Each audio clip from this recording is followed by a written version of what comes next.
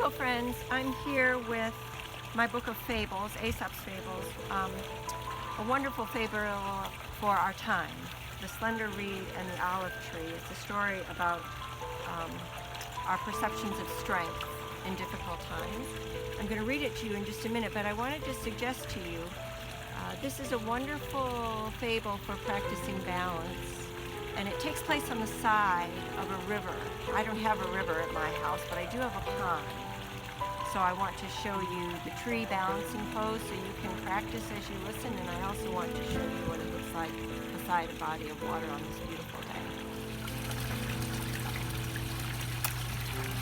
This is my daughter Jane feeding our friendly koi.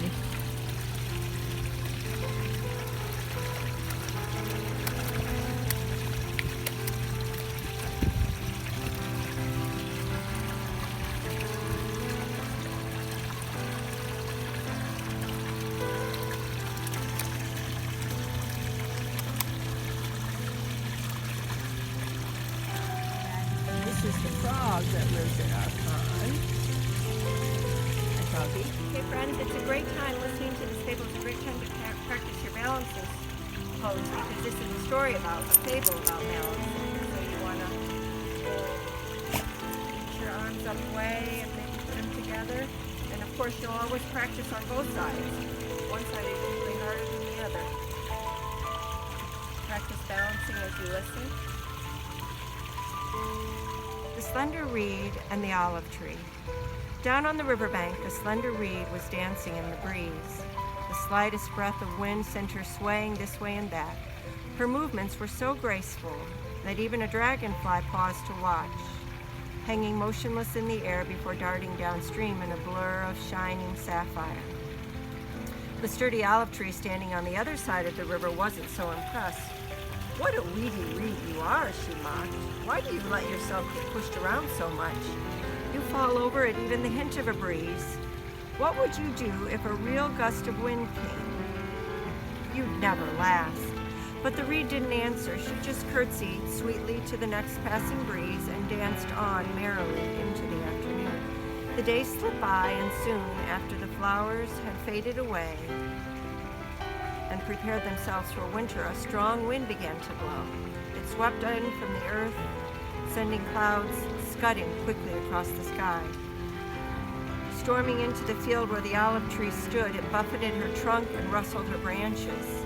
"Stand firm, little reed," called the olive tree. "Stand firm like me, or you'll be swept away." And the olive tree braced herself stiffly against the fierce wind. The reed said nothing. She met the wind with a courteous bow and let it sweep her around, bending her this way and that. She danced more beautifully than she'd ever danced before. The wind grew stronger and stronger. It swooped down and flung itself violently against the olive tree's branches, but the stubborn tree refused to bend. "I'll never give in to you," she shouted defiantly. But just at that moment there was a terrible crack as one of her branches snapped in half. "How dare you!" gasped the tree, trembling with helpless rage.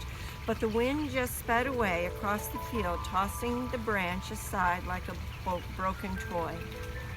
As the storm died down, the olive tree suddenly remembered the little reed. "If the wind was able to break my strong branch," she muttered to herself, peering across the river, "that weedy reed must be long gone." But to her great amazement, the reed was still there, and what's more, she was hardly even out of breath. By bending to the wind, the little reed had ridden the storm without a care, and had come out the other side, still dancing.